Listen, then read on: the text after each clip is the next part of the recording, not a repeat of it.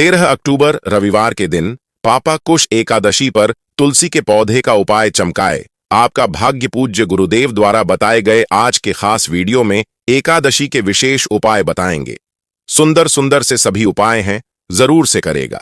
यह उपाय आपकी किस्मत को चमकाएंगे और आपके 10 पीढ़ियां पितृपक्ष और 10 पीढ़ियां मातृपक्ष, रिश्ते नाते रिश्तेदार की सभी 10 पीढ़ियां को उतारने वाले इस एकादशी का उपाय अगर आप करते हैं तो गुरुदेव कहते हैं उसकी समस्त मनोकामना पूर्ण होती है और हर प्रकार के दोषों से मुक्ति मिल जाती है।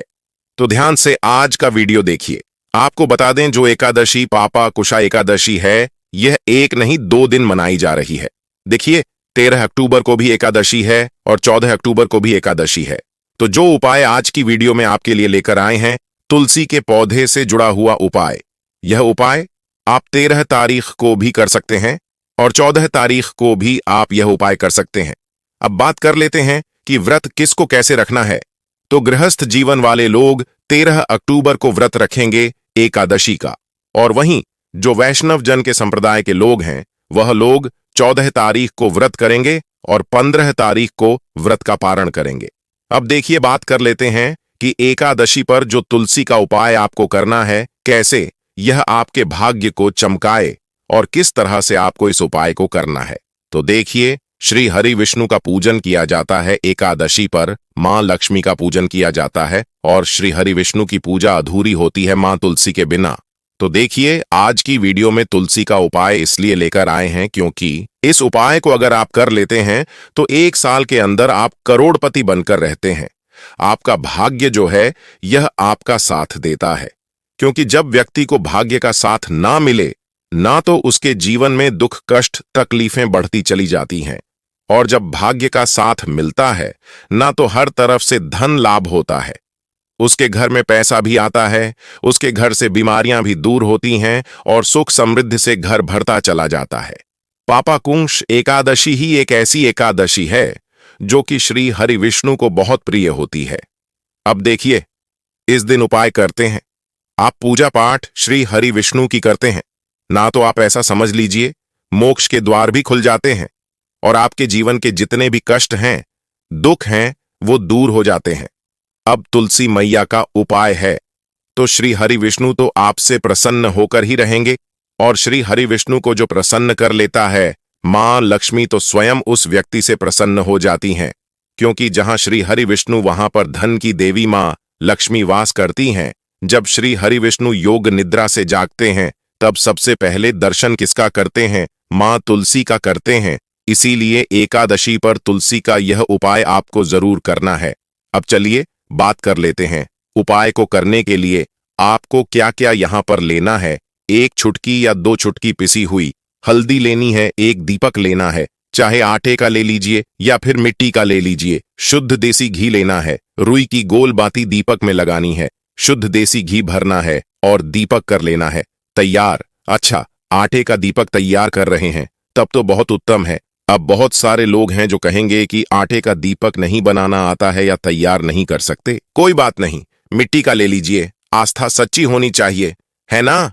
अब यह दीपक जब आप तैयार कर लेंगे शाम के समय में, एकादशी वाले दिन शाम के समय में तुलसी जी के पौधे के पास आपको को बैठना है और यह दीपक आपको थोड़े से फूल रखकर, ठीक है ना, नीचे फूल रख लें या कोई प्लेट रख लें, उसके ऊपर रखकर ही आपको यह दीपक लगाना है श्री हरि विष्णु के लिए। यानी दीपक कहां लगाएंगे?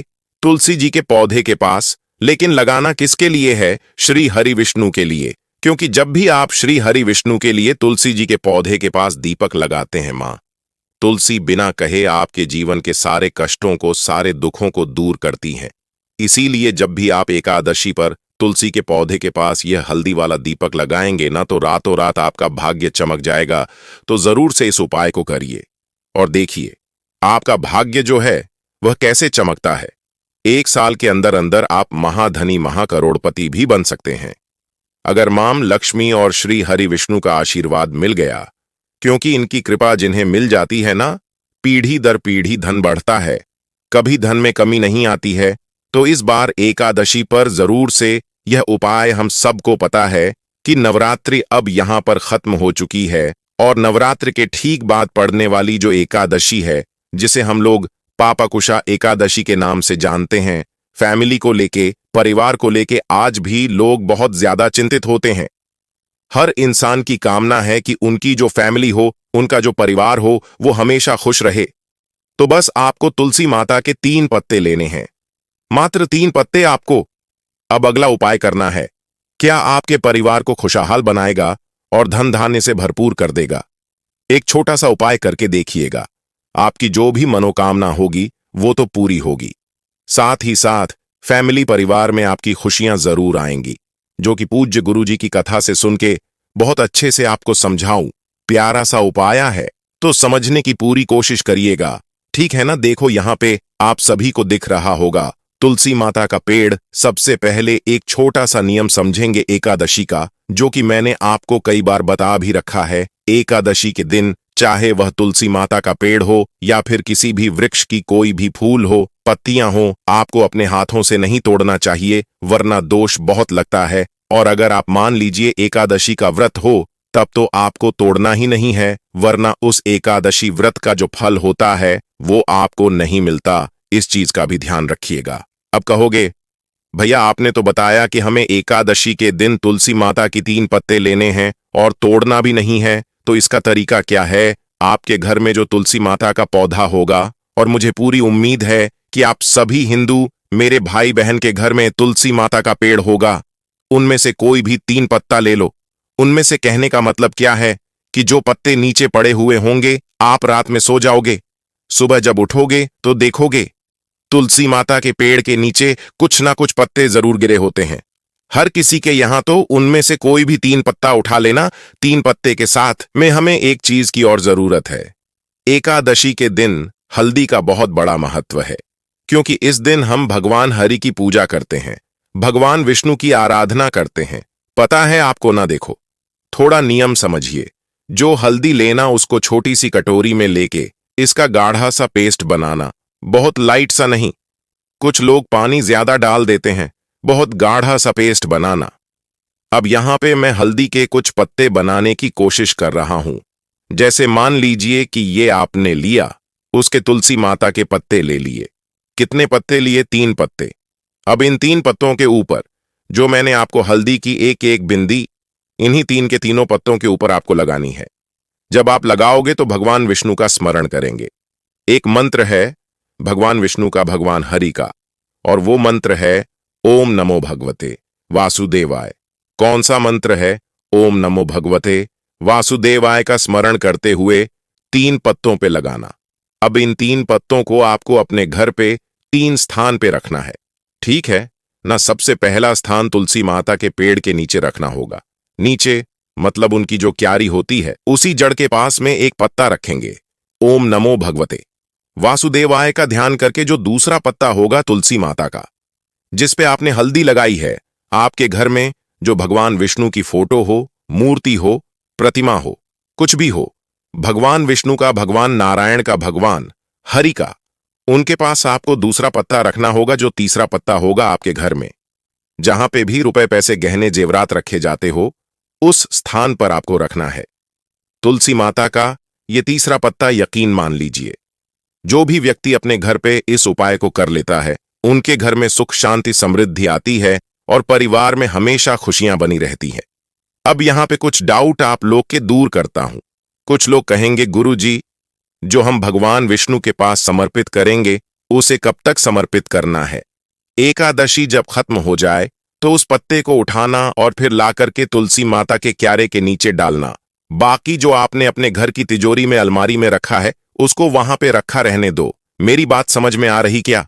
तो यहां पे हम लोगों ने बात कर ली है अपने पहले उपाय की, जो कि नवरात्रि के ठीक बाद पड़ने वाली जो एकादशी है उसकी थी। आगे बढ़ते हैं अब इस वीडियो के अगले उपाय की तरफ। उससे पहले अभी तक आपने शिव कृपा उपाय चैनल को सब्सक्राइब नहीं किया, तो गुरुजी द्वारा दिए गए उपायों की जानकारी के लिए अभी सब्सक्राइब करें।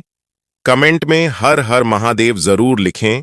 बहुत फेमस, बहुत पहले की उपाय है। गुरुजी के लगभग 2 से 3 साल पहले इस उपाय को गुरुजी ने एकादशी के अवसर पे करने के लिए बताया है। उस उपाय को आपको मैं समझा रहा हूं, ठीक है ना। यह उपाय के सबसे पहले नियम समझ लो। इस उपाय के फायदे ये होंगे कि अगर आपके घर में धन संपदा को लेके बहुत दिक्कत है, मां लक्ष्मी का वास घर में नहीं होता, कर्जे में डूबे जा रहे हो, तो आप इस उपाय को करेंगे। इसके लिए आपको लेना होगा 7 बेलपत्र। कितनी बेलपत्र लोगे? 7 बेलपत्र लेंगे। ध्यान रखिएगा, बेलपत्र आप वो भी ले सकते हैं जो महादेव के शिवलिंग के ऊपर समर्पित किया हो, उसे उठा करके और धुल के इस्तेमाल कर सकते हो। ठीक है ना? 7 बेलपत्र लेना और उसके बाद में आपको लेना होगा गंगा जल। अगर आपके पास में गंगा जल ज्यादा मात्रा में है तो इस पूरे कलश को गंगा जल से भर देना। बट अगर आपके पास में गंगा जल कम मात्रा में है तो इस कलश के अंदर जल भरना अपने घर से और थोड़ा सा 2, 4, 10 बूंद गंगा जल डाल देना। ठीक है ना? और इसी कलश के अंदर जो मैंने आपको 7 बेलपत्र दिखाए हैं, उस 7 बेलपत्र को इस कलश के अंदर डाल देना। फिर आप इस कलश को उठाना और लेके पहुंच जाना महादेव के शिवलिंग के पास में। जैसे ही पहुंचो सबसे पहले दर्शन होंगे किसके? नंदी बाबा के। अरे होंगे कि नहीं होंगे? होंगे ना? तो आपको पता होगा नंदी बाबा का जो एक पैर होता है वो उठा हुआ होता है। इन्हीं नंदी बाबा के पैर के ऊपर उस जल की जो धार होगी, बहुत स्लो मोशन में धीरे धीरे अपने कलश की जल समर्पित करेंगे। ध्यान रखिएगा, यहां पर एक भी बेलपत्र आपका गिरना नहीं चाहिए। इस चीज का भी ध्यान रखिएगा। जब आप जल पूरा समर्पित कर देंगे तो आपके कलश के अंदर 7 बेलपत्र बचेगा। अरे बचेगा ना? उस 7 बेलपत्र को उठाना, महादेव के शिवलिंग के पास में आना और एक एक करके महादेव के शिवलिंग के ऊपर उस बेलपत्र को समर्पित कर देंगे। कुंदकेश्वर महादेव के नाम से यकीन मान लीजिए, जो भी व्यक्ति 3 एकादशी इस उपाय को कर लेता है, उनके घर में कभी धन धान्य की कमी नहीं हो सकती। हमेशा मां लक्ष्मी का वास उनके घर में बना हुआ होता है। ठीक है ना? करके जरूर देखेंगे। तो यहां पे हम लोगों ने बात कर ली है अपने 2 उपाय की। आगे बढ़ते हैं। बस वीडियो के हम लोग अपने तीसरे उपाय की तरफ देखो। सबसे पहले समझ लेते हैं इस उपाय के बेनिफिट क्या है, फायदे क्या हैं। जैसे मान लीजिए कि आपके घर में कोई भी ऐसा व्यक्ति है जिसको हर छोटी बातों को लेकर क्रोध आता है, मतलब कि गुस्सा नाक पे हमेशा होता है उस इंसान के, तो आप इस उपाय को करेंगे। उसके लिए क्या करना है? तुलसी माता की आपको क्या करनी होगी? एक चुटकी लेनी होगी मिट्टी। अब देखो, एक चीज का और ध्यान रखिएगा, एकादशी के दिन तुलसी माता के पेड़ के नीचे या फिर तुलसी माता के क्यारे में जल समर्पित नहीं करते। आप दीपक जला सकते हो, आप परिक्रमा कर सकते हो, आप सब कुछ कर सकते हो, उनके हाथ जोड़ सकते हो, विनती कर सकते हो, प्रार्थना कर सकते हो। बट एकादशी के दिन ना तो तुलसी माता के पत्ते को तोड़ते हैं और ना ही तुलसी माता की क्यारी में जल चढ़ाया जाता है।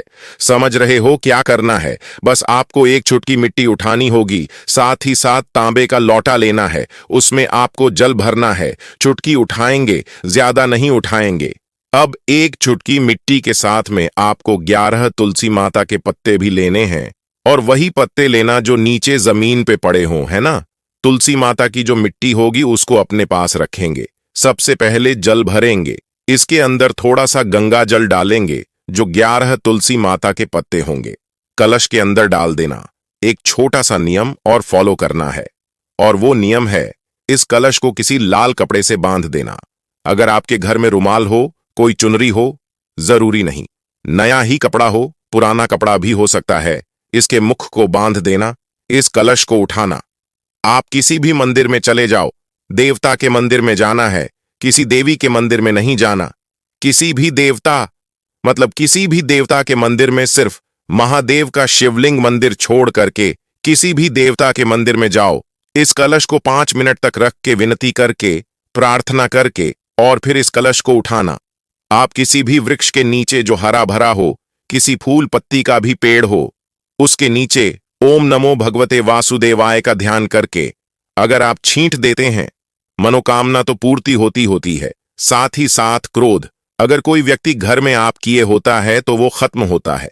बाकी जो एक चुटकी मिट्टी आपके पास में है उसको लेके अपने घर पे आएंगे और पूरे घर में छींट देना उस मिट्टी को।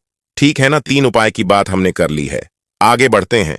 बहुत ही ज्यादा छोटे से उपाय की अपने इस चौथे उपाय को बहुत ही स्पेशल तरीके से बताऊंगा। छोटा सा काम और कर दीजिए, वीडियो को जल्दी से करिए, लाइक कर चैनल को जरूर सब्सक्राइब करेंगे। देखो, इस उपाय के फायदे होंगे सिर्फ इच्छा पूर्ति, मतलब कि बहुत दिनों से परेशान हो अपने विशेष को लेके, इच्छाओं को लेक करके, तो आपको लेना होगा मात्र एक शमी का पत्ता। इससे ज्यादा मत लेना, सिर्फ एक शमी का पत्ता लेंगे। तांबे का लोटा लीजिएगा, उसके अंदर जल भरिए। शमी के पत्ते को कलश के अंदर डाल देंगे। ध्यान रखिएगा, शमी के पत्ते को भी हाथ से तोड़ना नहीं है, जो नीचे गिरा हो वही लेंगे और इसे लेकर के महादेव के शिवलिंग के पास जाएंगे। एक नाम है महादेव का, बहुत स्पेशल, बहुत प्यारा सा, केदारेश्वर। महादेव, फिर से बोल रहा हूं, नाम को नोट करेंगे, केदारेश्वर। महादेव के नाम से महादेव के शिवलिंग के ऊपर शमी पत्र का जो जल होगा, वह एकादशी के दिन अगर हम समर्पित करते हैं अपनी मनोकामना कह के, तो वर्षों पुरानी जो हमारी मनोकामना होती है वो पूरी जरूर हो जाती है।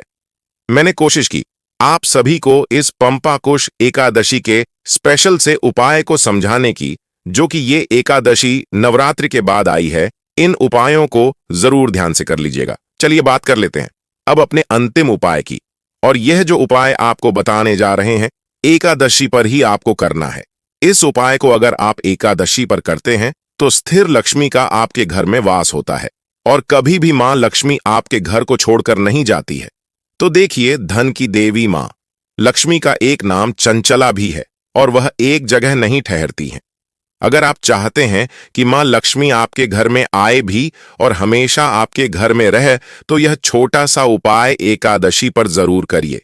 उपाय करने के लिए आपको कहीं जाना नहीं है और ज्यादा कोई चीजें भी इसमें नहीं लेनी है, ज्यादा पैसे भी आपके इसमें नहीं लगने वाले हैं। अब देखिए, आपको बताते हैं आपके घर की एक ऐसी जगह जो आपको रातों रात धनवान बनाएगी। घर में जो ईशान कोण होता है, उत्तर और पूर्व के बीच की जो दिशा होती है, वहां पर आपको एक शुद्ध देसी घी का दीपक तैयार करना है, गोल बाती का, और यह दीपक आपको एक चुटकी हल्दी डालकर ईशान कोण में लगाना है।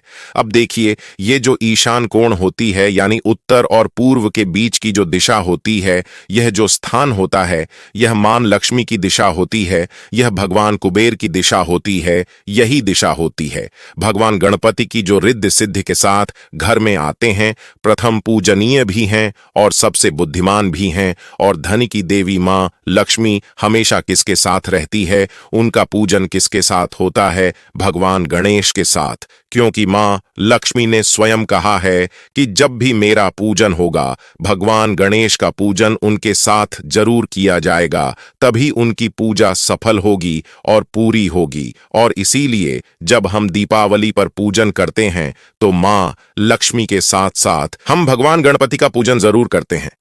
वैसे भी भगवान गणपति प्रथम पूजनीय है, तो उनका पूजन सबसे पहले किया जाता है। तो शुद्ध घी का जो दीपक आपने तैयार करना है, यह माटी का भी आप ले सकते हैं, आटे का भी ले सकते हैं। यह दीपक आपको घर के ईशान कोण में लगाना है। शाम के समय का उपाय है, इतना उपाय कर लीजिए। साथ ही साथ 2 दीपक घर के मुख्य द्वार पर लगा दीजिए, क्योंकि मुख्य द्वार ही है जहां पर सबसे पहले मां लक्ष्मी की नजर पड़ती है और वह आपके घर में प्रवेश करती है। तो घर की यही दिशा है जो धनवान बनाएगी, आपके घर में धन लेकर आएगी और भाग्य चमकने में देर नहीं लगेगी। तो इस बार एकादशी पर यह उपाय जरूर करें। साथ ही साथ पीले पुष्प भगवान श्री हरि विष्णु को बहुत प्रिय होते हैं, तो घर के मुख्य द्वार पर 2 पीले पुष्प, अगर आप अपने घर के मुख्य द्वार पर 2 पीले पुष्प भी रख देते हैं, न तो मां लक्ष्मी प्रसन्न होती हुई घर में आती है और कभी ऐसे घर को छोड़कर नहीं जाती है। साथ ही साथ श्री हरि विष्णु को भी पीले पुष्प इस दिन जरूर अर्पित करें। चलिए जल्दी से बात कर लेते हैं अब अपने तीसरे उपाय की, जो कि एकादशी का बहुत बड़ा उपाय है, क्योंकि इस उपाय को करने से आपकी मनोकामना पूरी होगी और आपके काम में जो भी रुकावट आ रही होगी, जो भी काम आप करना चाहते हैं, बार बार अटक रहा है, हो नहीं पा रहा है, तो इस बार एकादशी पर यह उपाय कर लीजिए। कितना भी बड़ा काम होकर रहेगा और कोई अड़चन उसमें नहीं आएगी। मतलब बहुत सारे लोग हैं जो नया व्यापार शुरू करना चाहते हैं, या जो बिजनेस कर रहे हैं, जो व्यापार कर रहे हैं, उसको बहुत आगे बढ़ाना चाहते हैं, लेकिन बहुत बार जीवन में समय ऐसा आ जाता है, ऐसा लगता है कि एक ही जगह अटक गए हैं, इससे आगे ही नहीं बढ़ पा रहे हैं, धन में वृद्धि नहीं हो रही है, जीवन में आगे नहीं जा रहे हैं। तो इस बार एकादशी पर यह छोटा सा उपाय करिए और फिर इसका चमत्कार देखिए। देखिए, पीला रंग श्री हरि विष्णु का सबसे प्रिय रंग है। आपको क्या करना है, कोई भी एक पीली मिठाई लेनी है और पीले रंग का एक वस्त्र लेना है। अच्छा, पीले रंग का वस्त्र अगर आप बड़ा ना ले पाएं तो कोई बात नहीं, छोटा सा रुमाल ले लें जिसका रंग पीला हो। पीले रंग की मिठाई, पीले रंग का रुमाल और एक दीपक, ये तीनों चीजें आपको श्री हरि विष्णु के मंदिर में लेकर जानी है। अगर पीले पुष्प मिल जाएं तो वो भी ले लें। गेंदे का फूल पीला होता है, वही आप ले लें। आप चाहे तो मंदिर के पास जो फूल मिलते हैं वहां से भी ले सकते हैं। अगर आपके घर में है तो वहां से लेकर जाएं। अब आपको पीले पुष्प उनको अर्पित करने हैं।